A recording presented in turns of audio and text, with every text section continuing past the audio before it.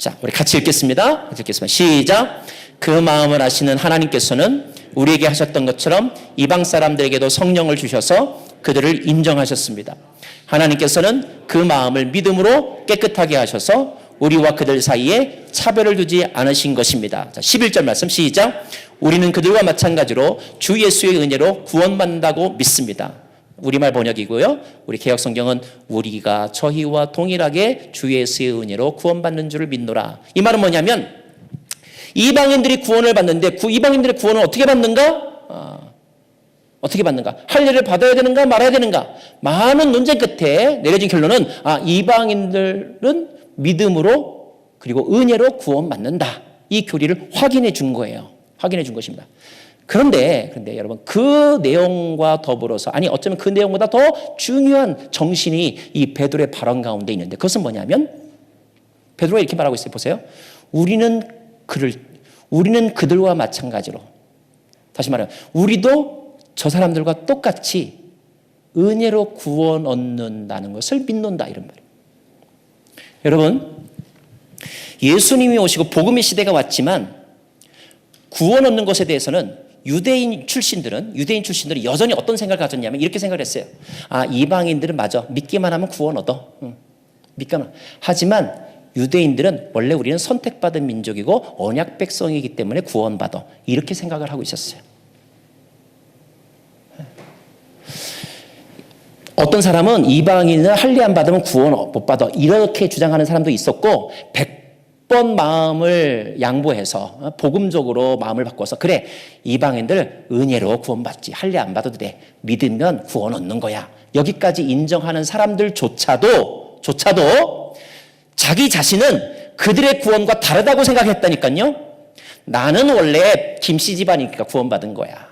나는 원래 한민족으로 태어났기 때문에 나는 원래 하나님의 선택받은 이스라엘 민족이기 때문에 우리는 그래서 구원 얻은 거야. 이런 생각을 가지고 있었고 그리고 저 사람이 구원받은 것은 은혜로. 이걸 좀 더 적나라한 표현으로 바꾸면 뭔지 아세요? 내가 그 대학에 들어간 것은 내가 실력으로 들어간 거고 저 사람이 그 대학에 들어간 것은 운으로 들어간 거야. 운으로도 들어갈 수 있어. 근데 저 사람이 들어간 것은 은혜로. 행운으로 들어간 거고 나는 원래 타고난 게 그렇기 때문에 들어간 거야. 이것이 유대인들의 생각이었다니까요. 근데 베드로가 지금 말하고 있는지 아세요? 우리도 저들처럼 은혜로 구원받은 줄로 믿습니다. 그랬어요.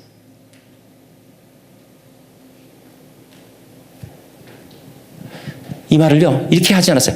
저들도 우리처럼 구원받았습니다. 이렇게 안 했어요. 우리도 저들처럼. 여기서 저들이란 어쩌면 유대인들의 입장에서는 조금 더 이렇게 룩다운, 무시하는 사람들이에요. 아이고 어쩌다가 그냥 때잘만 만나가지고 돈 벌었네. 벼락부자 됐네. 내가 하면 로맨스고 저 사람이 하면 불륜인데 안 들켜서 뭐 이렇게 됐네. 그런 마음으로 보고 있었는데 바울이 모든 회중을 향하여 말하기를 착각하지 말아라. 우리도 그들과 다를 바가 없다. 우리는 뭐 특별히 잘나서 우리는 뭐 왕후장상의 씨를 타고나서 그래서 이 자리에 있는지 아느냐?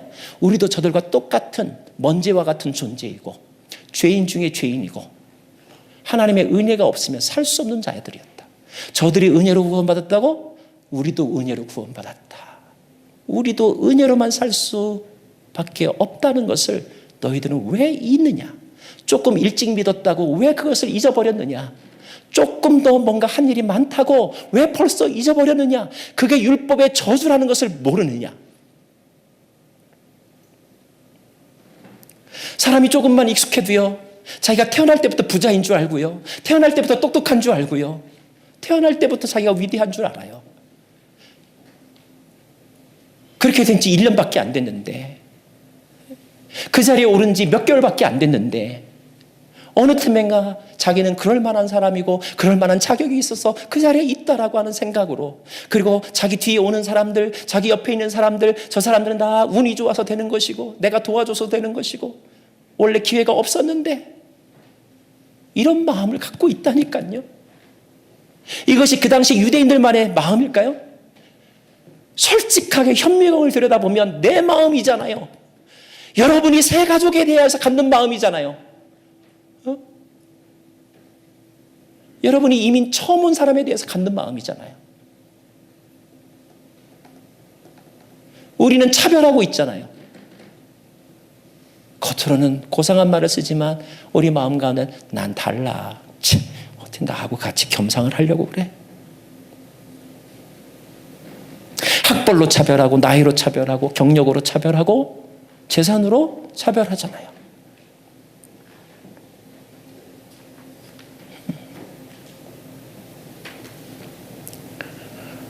고백합시다. 우리가 오늘 깨달아야 된 정말로 진리의 깨달음. 고백합시다. 모든 것이 은혜입니다. 모든 것이 은혜입니다. 금수저 흙수저 따지면서 열불낼 거 없어요. 다른 사람을 규정하면서 그 규정 속에 나를 찾으려고 하지 마세요. 이것은 불행해지는 것입니다. 나는 나와 하나님 관계에서 나를 찾아갈 뿐인 거예요.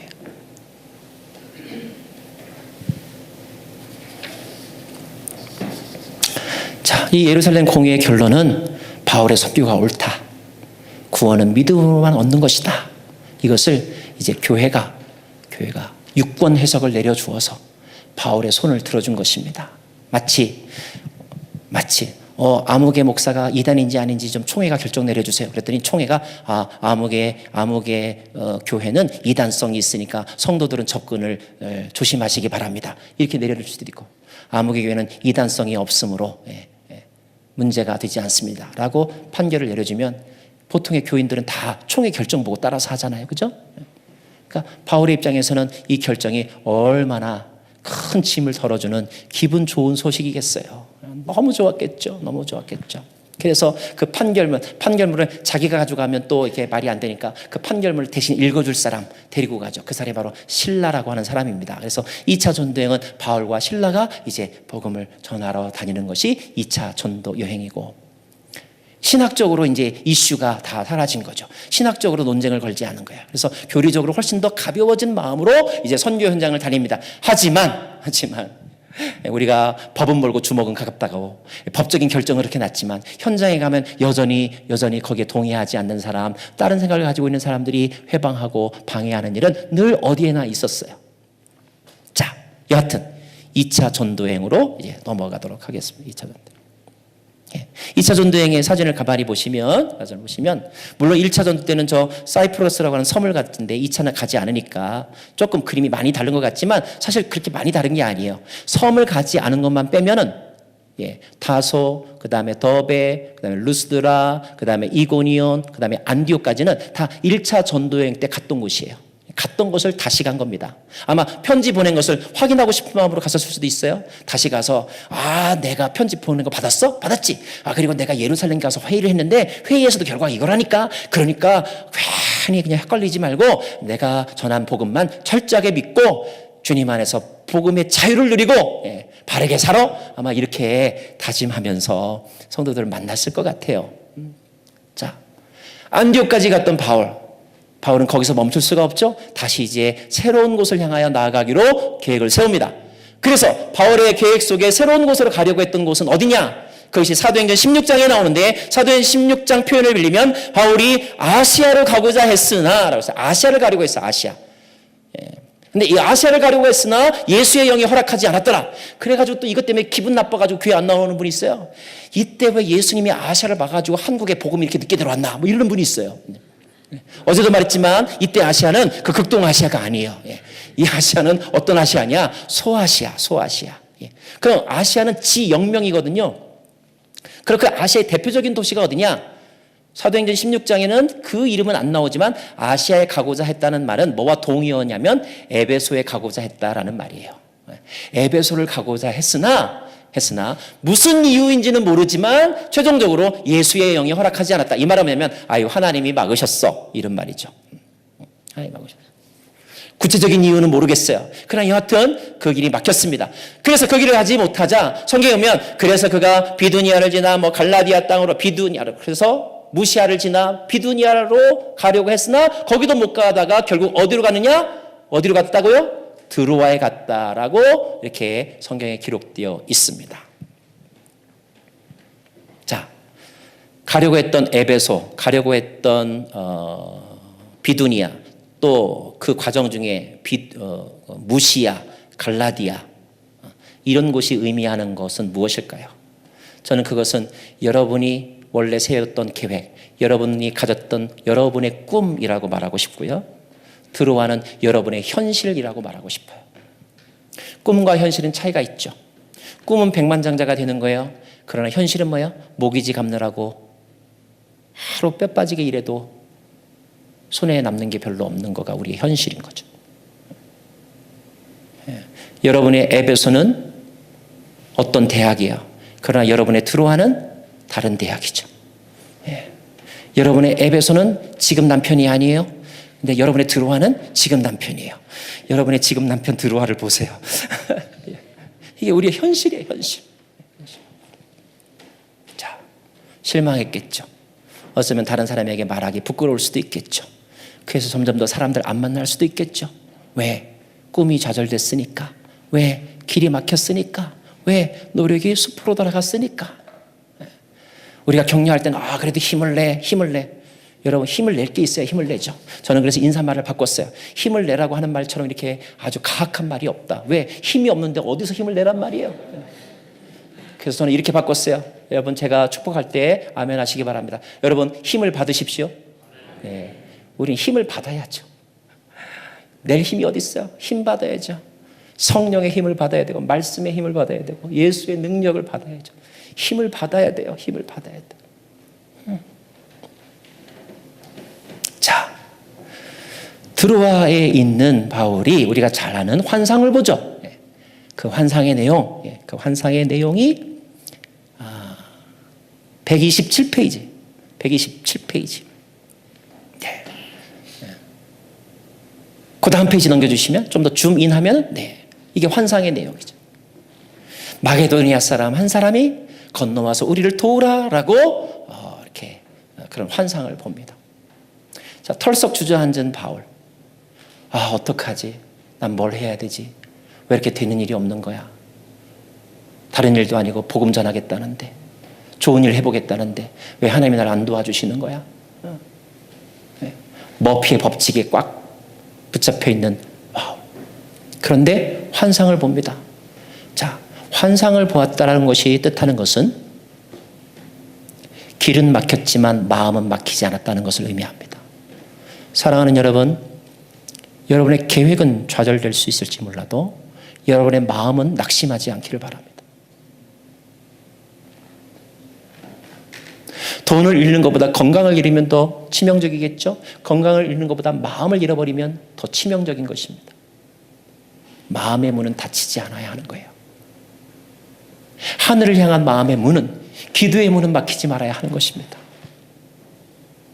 그때 우리에게 환상을 볼 수 있는 기회가 주어지는 거예요. 환상을 보았을 때, 자, 환상을 보았을 때 바울이 어떻게 반응했는지 성경 16장을 읽어보면 주께서 우리를 부르시는 줄로 알고 믿음으로 받아들이고 그리고 즉시로 짐을 꾸려서 그리고 그곳을 떠났다라고 되어 있어요. 어쩌면 꽁 대신 닭이었지만 그러나 닭을 무시하지 않았습니다. 이것도 어디야? 이게 여기에 새로운 하나님의 뜻이 있나 보다. 이것이 지금 내가 할 수 있는 일이구나. 이렇게 긍정의 마음으로, 감사의 마음으로, 적극의 마음으로 받아들이고 거기에 자기 자신을 던졌다는 거예요. 거기에 자기 자신을 던졌습니다. 그리고 배를 타고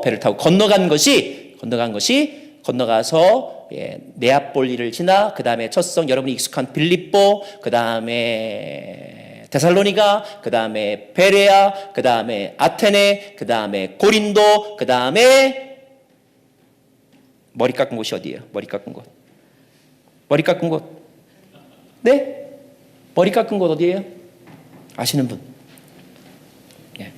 이 그것이 2차 전도여행의 여정입니다.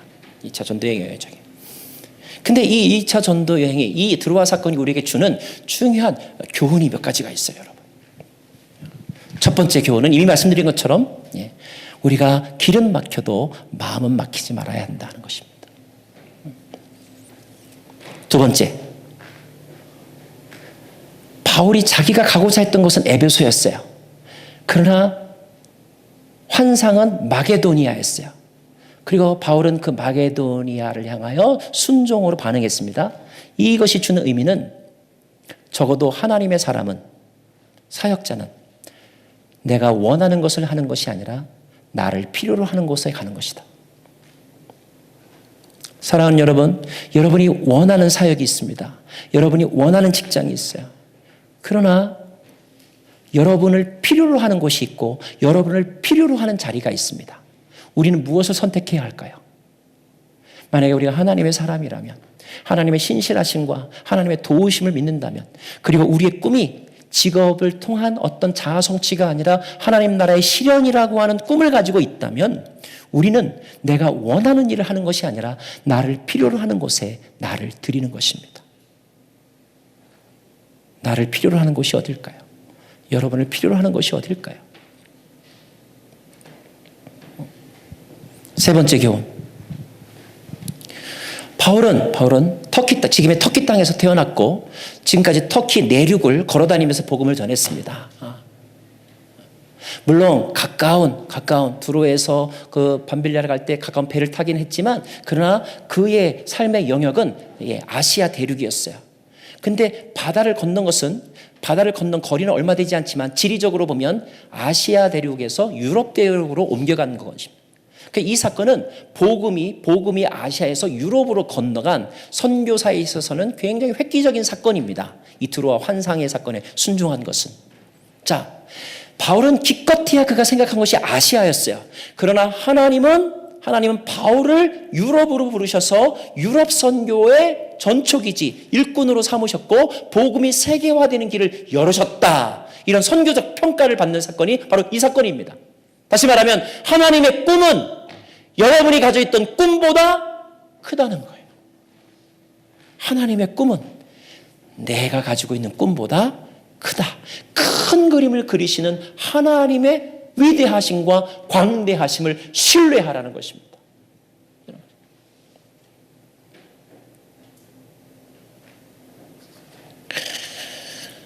이영표 선수가 한 말 가운데 이런 말이 있어요.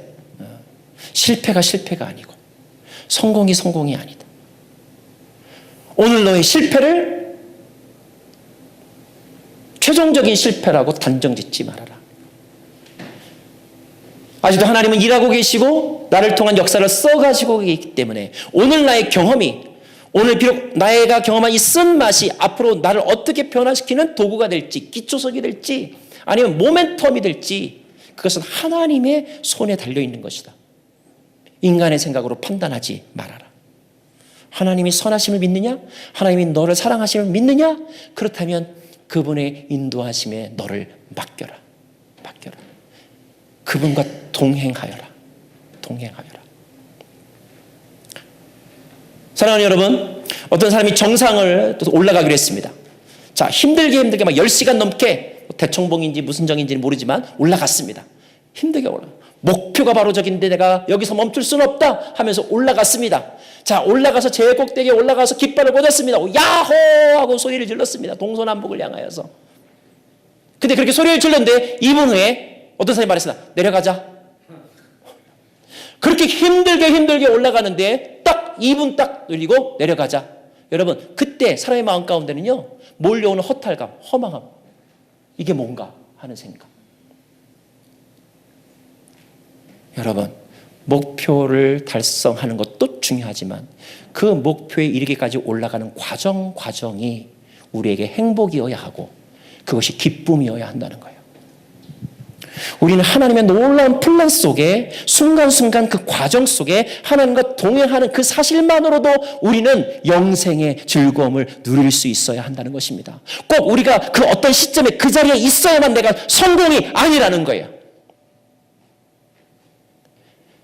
그 목표를 향하여 갈아가는 과정, 그 과정 속에 때로는 환난을 겪고 때로는 기쁨을 겪기도 하고 때로는 박해와 그리고 곤고함을 겪기도 하지만, 그러나 내 마음 가운데 내가 주님과 함께하고 주님에 대한 사랑이 더 깊어지고 모든 것을 주님과 함께 견뎌내는 그 과정, 그 행복, 그 평강, 이것이 신앙생활인 것입니다.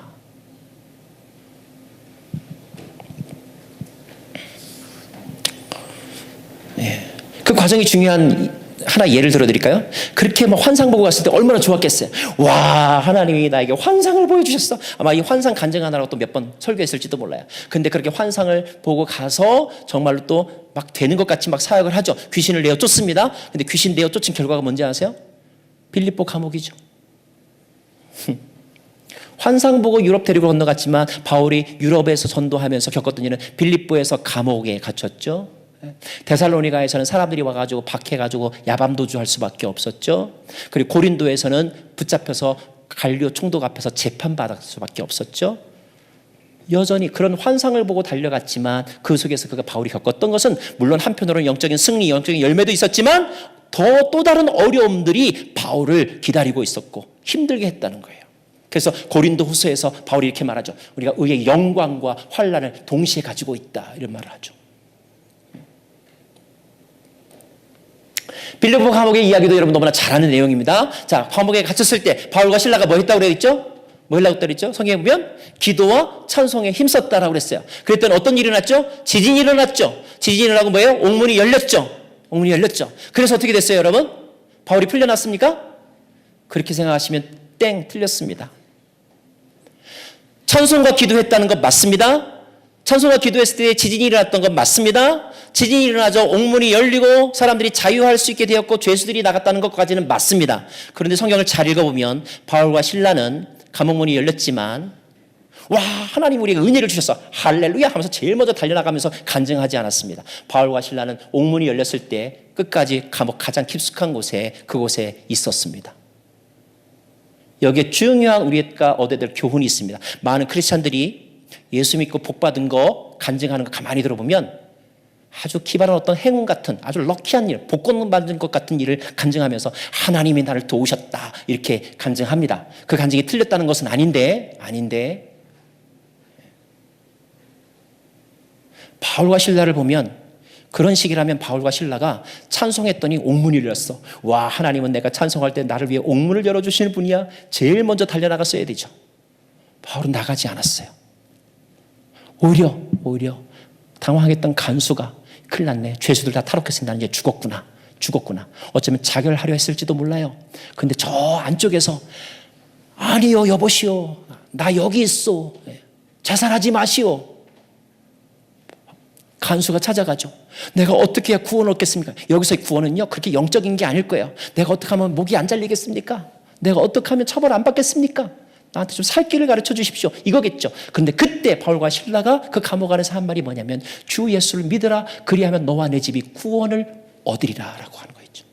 그때 구원은 그 사람이 말하는 직장에서 잘리고 안 잘리고 아니면 처벌받고 안 받고를 초월하는 구원이죠. 초월하는 구원을 이야기합니다. 그리고 그 간수의 집에 가서 복음을 전하고 그 간수의 가정에 세례를 주고 나중에 바울이 어떻게 그 감옥에서 나온지 아세요? 로마 군인들 앞에 가서 자기의 시민권, 로마 시민권을 자랑하고 당당하게 사과받고 나옵니다. 그러므로 여러분 이 빌립보 감옥 사건을 이해할 때 바울과 실라가 찬송하여 감옥에 열려서 석방됐다, 탈출했다, 이렇게 이해하시면 안 돼요. 바울과 실라는 정확하게 말하면 로마 시민권 그거 주장해서 로마 관리한테 사과받고 나왔습니다.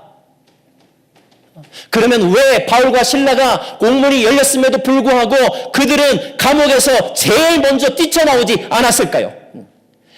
바울은 감옥에 있었으나 자유했기 때문입니다. 육신적인 환경에 매여 있었지만, 감옥이라고 하는 물리적인 환경 속에서 가장 열악한 곳에 있었지만, 그러나 바울은 그리스도 안에서의 자유를 누리고 있었고 그리스도를 위한 자유를 누리고 있었기 때문에 감옥 안이나 감옥 밖이 큰 차이가 없었던 거예요. 먼저 빨리 탈출하느냐 늦게 탈출하느냐 아니면 나는 탈출 못하고 나는 여기서 죽느냐, 이것이 중요하지 않았던 것입니다. 혹시 유튜브에서 혹시 보신 분이 있는지 모르겠지만 제가 북한 선교하는 이삭 선교사님한테 들은 이야기예요. 북한에서 탈출을 해서 탈북을 해가지고 지하교회인들이 탈북을 하기로 했는데, 그래서 그 모든 루트를 제거하고 나올 수 있게 되었는데 그 모임의 지도자가 저는 탈북하지 않겠습니다. 탈북을 권유하고 그 보장된 길을 스스로 거절하고 다시 북한으로 들어가서 나중에 잡혀 순교했다는 이야기. 저는 거기에서 우리가 닮아가야 될 모델을 보는 것입니다.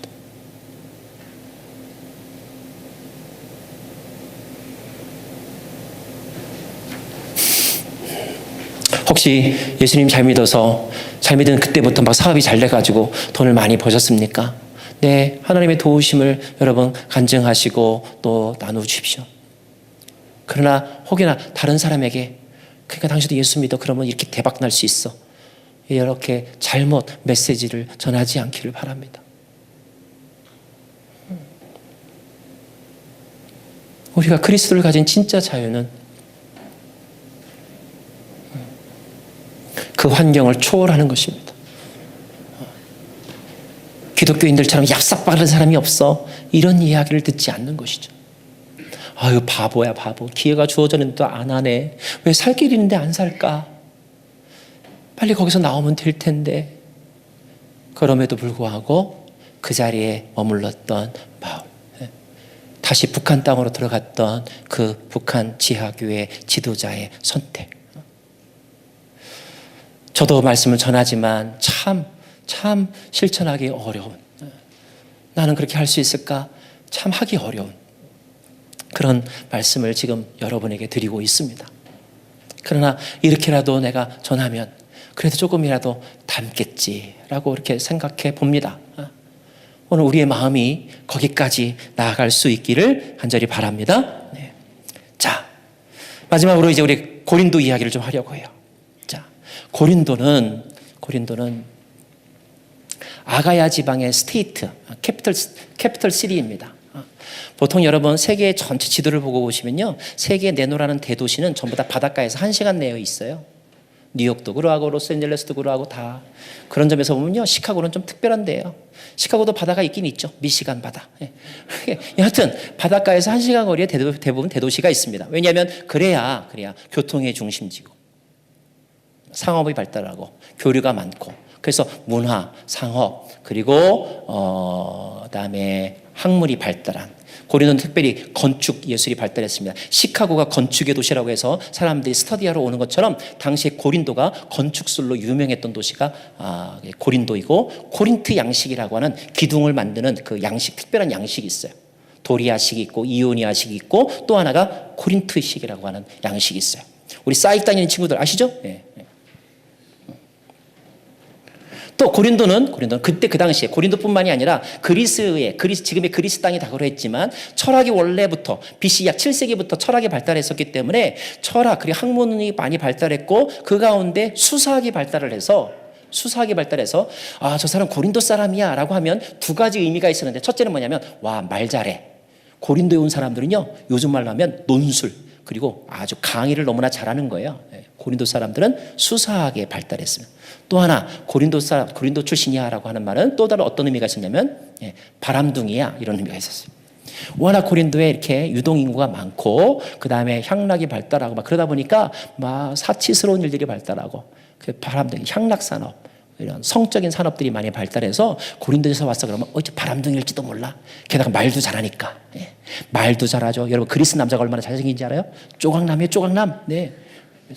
그리스의 그 쪼각남이 말도 잘하죠. 게다가 아주 매력적이죠. 그러니까 뭐 바람둥이에요, 바람둥이. 자, 바울이 거기에서 복음을 전하고, 그리고 뭐 합니까? 교회 개척을 하죠. 그래도 듣는 사람, 듣지 않는 사람, 듣는 사람이 모이겠죠. 이제 일주일에 한 번씩 모이겠죠. 계속 가서 예배하겠죠. 즐겁기도 했겠죠. 하지만 즐겁기만 했을까요? 힘들었죠. 왜? 문화적인 어떤 압박, 영적인 눌림. 게다가 그리스, 로마는 다신교 문화잖아요. 수많은 잡신들. 그렇게 하다가 성적으로 문란하죠. 동성애, 수간, 뭐 근친혼, 뭐 자연스럽게 인권이라고 말하면서 막 퍼져 있는 곳이 고린도예요. 술 산업 발달했죠. 마리화나 합법화했죠. 막 이런 데가 고린도예요. 그 가운데서 성령의 말씀대로 가르치고 거룩하게 사는 것을 강조하는 것이 얼마나 어렵겠어요. 게다가 다 초신자잖아요. 다 초신자는요, 들어올 때 예수를 믿지만 예수 믿는다고 변화가 시작이 되었을 뿐이지 변화가 완성된 게 아니잖아요. 그러니까 변화가 시작되어서 예수를 믿기로 했지만 교회 안에 들어와도 뭐예요? 늘 하던 대로 쌍스러운 말 하고, 늘 먹던 거 술 담배 피우고, 늘 하던 거, 그런 짓거리들 하는 거죠. 다만 장소가 바뀌었을 뿐이에요. 어디서요? 교회 안에서 하는 거죠. 그래서 우리가 고린도전서를 읽어보면 교회 안에 얼마나 문제가 있었는지를 다 알 수 있죠. 그냥 목회자로서의 바울이 얼마나 힘들었겠어요. 나는 그 바울의 마음을 10분 이해합니다. 네. 막 가르치면 알아듣는 것 같은데 행동하는 거 보면 전혀 그렇지 않을 때 얼마나 힘들겠어요. 그냥 어느 날 잘은 모르지만 탈진 같은 게 왔던 것 같아요. 엘리야에게 탈진이 왔던 것처럼 예수님도 탈진이 왔을 때 내가 죽겠나이다. 이 말은 뭐예요? 우리식으로 막 아유 죽고 싶네. 위로가 되지 않아요? 예수님도요 죽고 싶네라고 말했다니까요. 바울도 그랬던 것 같아요. 그래서 어떤 때는요, 아이고 설교할 마음이 안 나가지고 아유 전도 오늘 하지 말아야지. 새벽 예배 피곤해 안 나가야지. 새벽 예배도 멈추고 전도도 안 하고 그랬던 것 같아요. 자, 그때 가끔가다 정기적으로 등장하시는 하나님께서 바울에게 나타나신 말씀이 오늘 우리가 봉독한 18장 말씀입니다. 페이지 186페이지. 186페이지. 우리 다시 한번 읽겠습니다. 제가 먼저 읽을게요. 교독하겠습니다. 자, 우리 세 번째 분. 밤에, 거기부터 읽겠습니다. 밤에 주께서 환상 가운데 바울에게 말씀하시되, 시작. 두려워하지 말며 침묵하지 말고 말하라. 그 다음 계속요. 내가 너와 함께 있음에 어떤 사람도 너를 대적하여 해롭게 할 자가 없을 것이니 이는 이 성중에 내 백성이 많음이라 하시더라. 그 다음요. 1년 6개월을 머물며 그들 가운데서 하나님의 말씀을 가르치니라 그랬습니다. 하나님이 왜 바울에게 와서 두려워 말라라고 말했을까요? 바울이 두려워하고 있기 때문에 지금. 하나님이 왜 바울에게 와서 침묵하지 말고 말하라고 했을까요? 바울이 지금 침묵하고 있으니까. 그럼 바울은 뭐가 두려웠을까요? 그리고 바울은 왜 침묵하고 있을까요? 속속들이 다 알 수는 없지만 다른 서신서들을 통해서 보면 바울이 겪었던 많은 어려움과 환난을 우리는 충분히 짐작할 수 있습니다. 충분히 짐작할 수 있어요. 저도 어린 시절의 기억으로 제가 아버님 시골에서 목회할 때 어느 날 갑자기 교회 유리창이 쨍그랑 깨어지는 거예요. 나가보면 동네 청년회 가다가 돌 집어던져가지고 유리창을 깨트린 거예요.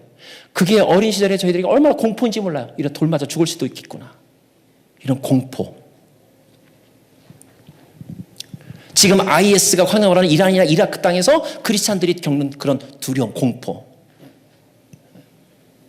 자, 먼저 하나님은 늘 인간들에게 이렇게 다가오시죠. 두려워하지 말아라. 두려워하지 말아라. 여러분, 어떻게 하면 우리가 두려워하지 않을 수 있을까요? 여러분, 어떻게 하면 우리가 두려워하지 않을 수 있을까요? 두려워하지 않는 방법은 두려워하지 않는 것입니다. 두려워하지 않는 방법은 두려워하지 않기로 결정하는 거예요. 하나님은 우리가 감정의 매인자로 살지 않게 하시고 하나님의 말씀으로 감정을 향하여 선포하라고 말씀하고 계신 것입니다. 항상 기뻐하라. 우리가 어떻게 하면 기뻐할 수 있을까요? 기뻐하는 거예요. 두려워하지 말라고요? 두려워하지 말아야 합니다. 명령해야 되는 거죠. 내 영혼아 어찌하여 낙심하고 내 영혼아 어찌하여 두려워하는가? 두려워하지 말라라고 하나님의 말씀으로 내 인격과 내 감정이 그 음성을 듣고 순종해야 하는 것입니다. 자, 침묵하지 말고 말아야라고 하는 말은 하나님이 지금 바울의 상황을 몰라서일까요? 아마 아실 거예요. 그럼에도 불구하고 너 입 다물지 말고 계속 말해. 저는 한 가지 사실 깨닫습니다. 사명이 뭘까? 사명을 뭐라고 정의할까? 사명이란, 부르심이란 좋아도 해야 되고 싫어도 해야 되는 것이 사명이구나. 좋을 때 하고 싫으면 안 하는 것은 사명이 아니구나. 그런 사람은 내가 사명받았다고 말할 수 없는 것이구나.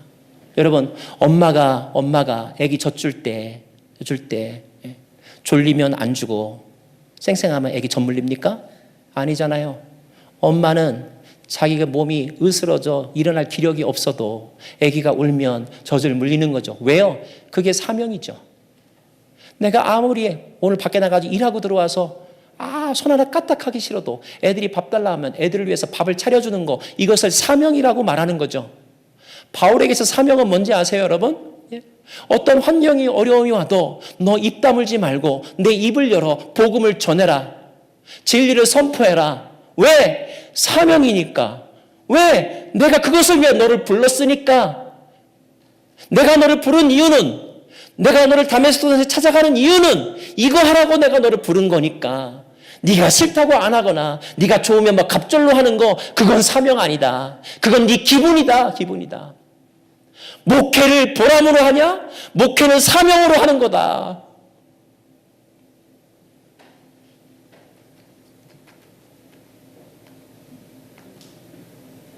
사명은 그런 것입니다, 여러분. 사명. 그럼 너무 겁먹지 마세요. 사명은 사람마다 다 달라요. 그러니까 겁먹지 마세요. 겁먹지 마세요. 그러니까 여러분의 사명이 있다니까요. 그러니까 여러분의 사명을 아는 게 중요한 거예요. 여러분의 사명. 그리고 그것이 여러분의 사명이면 아파도 출근해야 되는 거예요.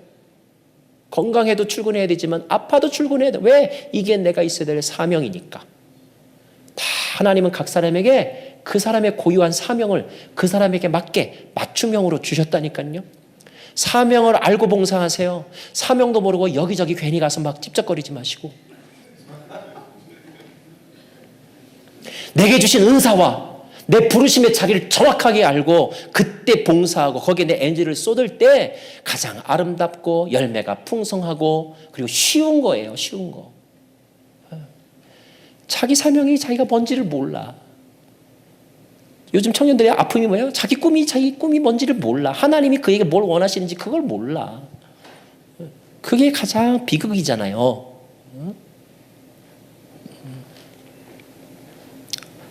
자, 그 다음 절이 뭐야?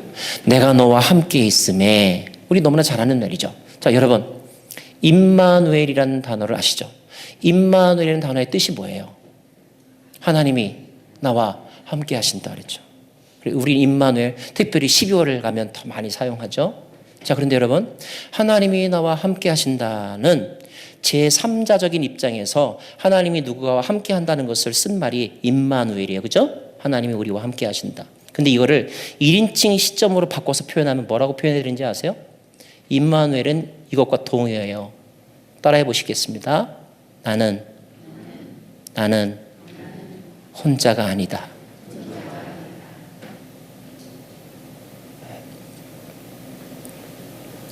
이게 임마누엘이라는 단어의 1인칭적 서술이에요.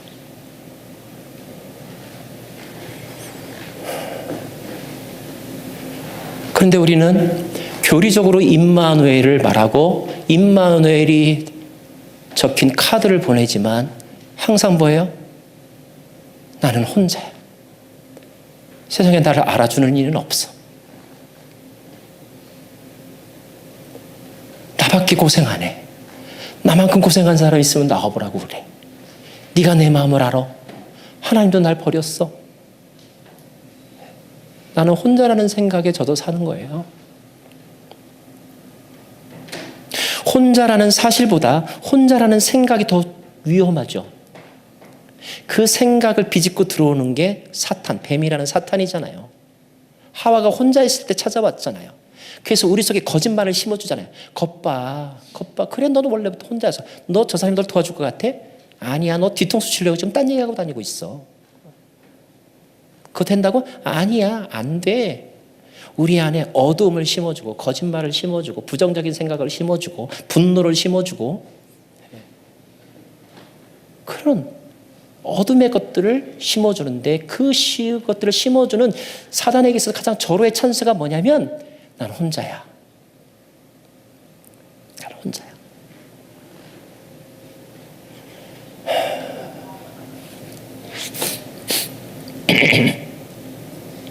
어떤 청소년 범죄를 다루고 있는 그 재판정에서 판사가 그 비행을 저질러서 재판정 앞에 선 그 어떤 여학생에게 판결을 내리면서 그렇게 시켰다고 하더라고요. 따라해봐. 뭐라. 나는 혼자가 아니야. 한 번 더 나는 혼자가 아닙니다. 한 번 더 나는 혼자가 그 아이가 왜 비행소녀가 됐을까요? 어느 순간 부모가 나를 몰라준다고 하는 생각에 사로잡혀 있었던 거죠. 그래서 비행을 저질렀던 거예요. 처음에 비행은 날 좀 알아달라고 한 어쩌면 어린아이의 어쩌 투정 같은 거였어요. 나에게 좀 주목 좀 해봐. 엄마 나 살아있으니까 나한테 주목 좀 해봐. 이래서 저질른 그냥 본인은 뭐 이게 그렇게 큰 문제가 될까 하는 그냥 자그마한 몸부림, 그런 비행, 실수 이런 것에 지나지 않았어요. 그런데 그 엄마는 내가 그렇게 시도를 보냈음에도 불구하고 나에게 귀 기울이지 않는다고 느낄 때 그 아이는 점점 더 그래 나는 주소온 애인가 보다. 엄마는 날 사랑하지 않나 보다. 아무도 나에게 귀를 기울이지 않나 보다. 이런 생각에 빠져들게 되는 것이고, 그런 생각에 빠져들게 될 때 어둠의 친구들이 와서 가로채면서 우리가 너하고 놀아줄게. 우리가 재밌는 곳에 데려다 줄게. 우리의 우정이 중요하잖아. 그렇게 우리를 끌고 가는 거죠. 그래서 우리는 어느 틈인가 나도 모르게 거기에 중독되어 있어서 헤어나오지 못하는 거예요. 사실 그는 혼자가 아니었는데, 엄마도 그를 혼자 내버려둔 것은 아니었는데, 다만 엄마가 너무나 바빠서 표현하지 못한 것뿐이었는데, 근데 그것을 왜곡시키는 성령님이 계신가 하면 악령이 있잖아요. 예? 사단의 영이 있잖아요. 그 사단의 영이 심어주고 있는 거죠. 너는 혼자야. 물론 여러분 우리는 혼자예요. 여러분 보세요. 하나님밖에 없습니다. 주밖에 없다는 말은요, 다른 말로 하면 뭐예요? 이 세상에 믿을 인간이 하나도 없다는 거예요. 세상에 나밖에 없다는 거예요. 예, 맞아요. 세상에 나밖에 없어요. 여러분밖에 없습니다. 그런데 세상 사람은 그것으로 끝나지만 그러나 성경은 우리에게 그런데 주님은 계시다고 말하는 거야. 그러므로 주님은 계시니까 너는 혼자가 아니라고 말하는 거죠. 그런데 우리는 교리적으로 그런 찬양을 하지만, 교리적으로 고백은 하지만, 주밖에 없다고 말하지만 돌아서면 뭐예요? 혼자인 거죠. 주님 없는 홀로임.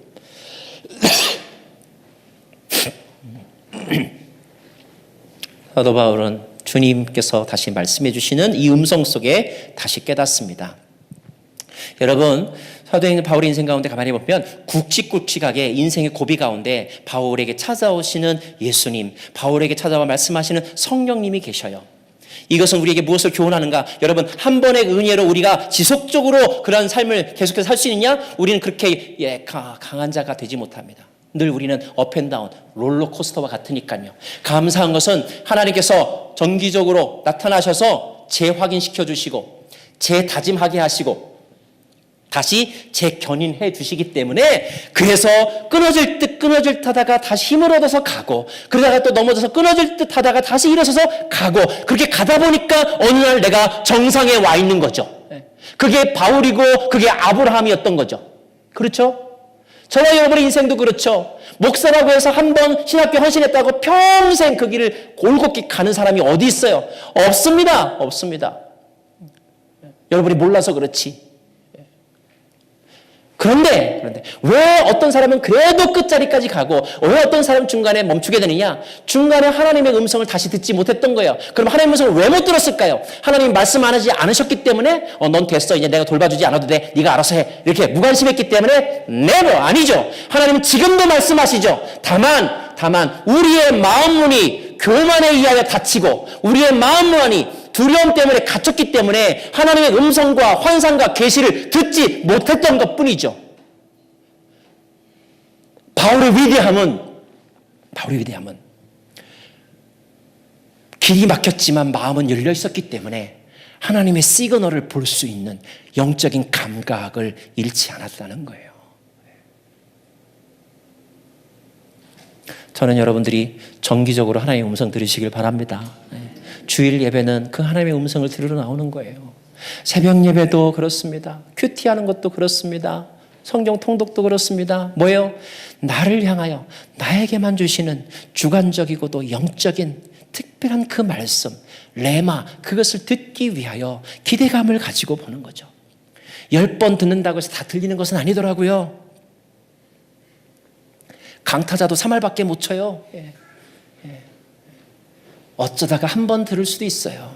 그러나 그 안에 생명이 있기 때문에 그 한 번 그 말씀을 들으면 듣지 못해도 9번의 실수를 상쇄하고도 남는 능력과 은혜와 힘이 생기는 거잖아요. 그걸로 살아가는 거죠. 사랑하는 여러분, 여러분이 죄를 많이 지은 게 문제가 아니에요. 은혜가 없는 게 문제인 거지. 그렇잖아요.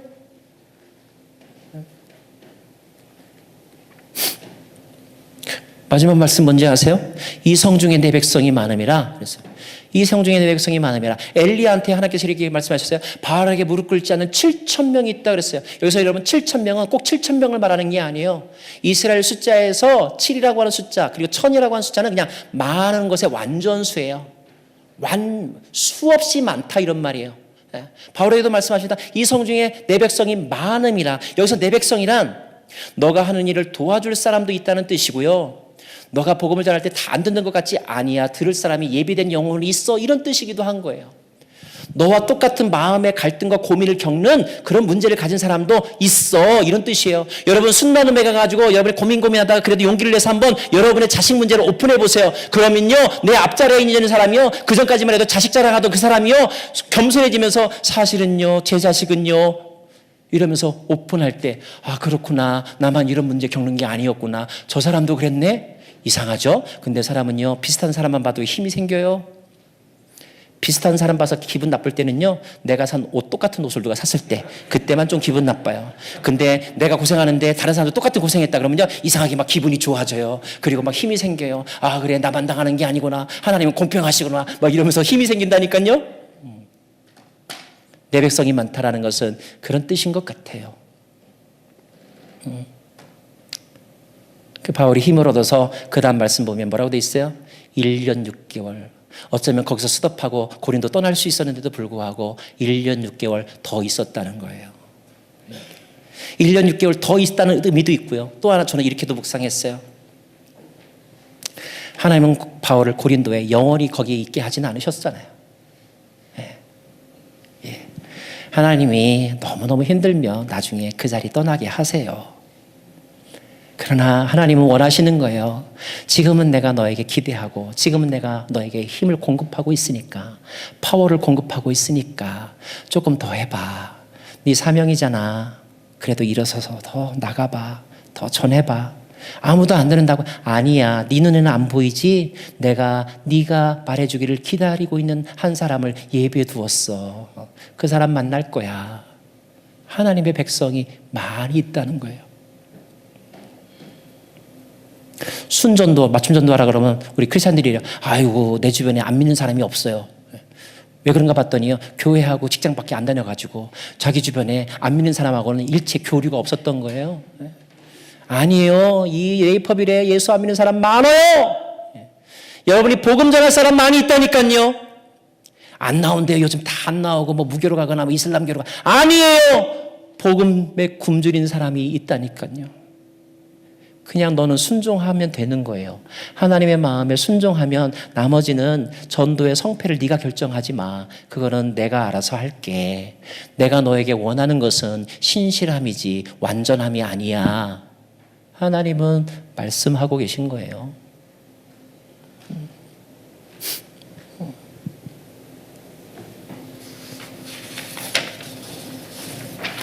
마지막 교훈. 다시 118번 보이시죠? 118번.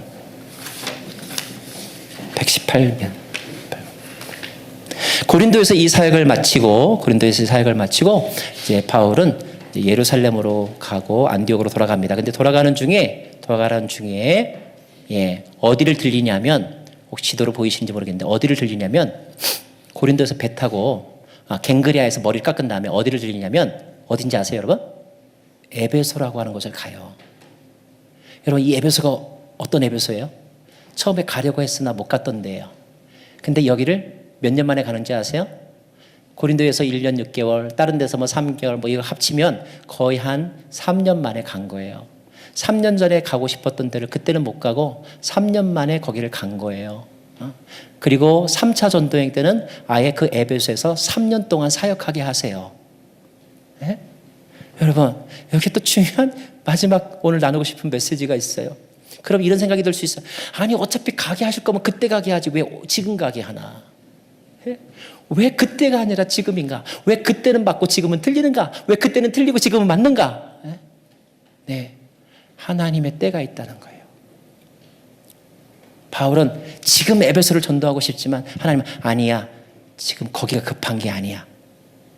급한 것과 중요한 것이 있는데 지금은 이게 더 급해. 하나님은 마게도니아로 보내셨던 거예요.